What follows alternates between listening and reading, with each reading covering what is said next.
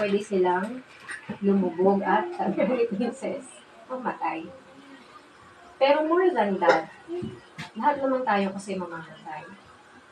Pero higit sa katakutan natin, huwag yung alon lang yung barko. Or huwag lang yung alon ng dagat. Mas katakutan natin yung pagkaalam kung saan tayo dadalhin ng pagkakaroon natin ng kasalanan. Kasi ang sabi sa Bible, lahat tayo nagkasala. Walang exception. Bata, matanda, mayaman, mahirap, lahat yun, walang exception. So kung natatakot yung mga tao sa bagyo, natatakot yung tao na lumubog sa dagat, magkaroon din tayo ng isip na natatakot na paano kung mamatay akong may dala-dala akong kasalanan sa puso. Pero sa susunod na picture, makikita nyo dito, nasaan ang Panginoong Jesus?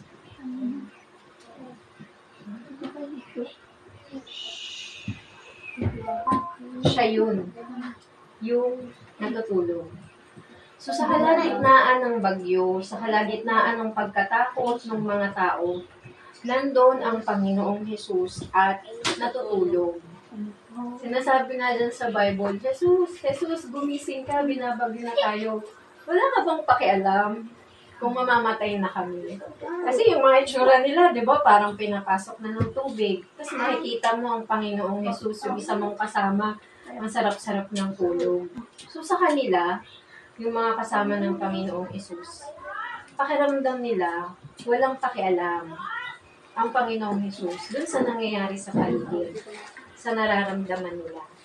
Pero sinasabi sa Bible na tayong lahat, hindi lang yung mga nagpapakabanal, hindi lang yung mga matatanda, hindi lang bata. Lahat tayo, sabi is, mahal ng Diyos. Jesus cares for every one of us. Pag hahanapin mo sa Bible, yung 1 Peter 5 verse 7, sabi doon, cast all your cares to me. Lahat ng alalahanin mo, lahat ng pagkatakot mo, ipagkatiwala mo sa akin. Because I care for you.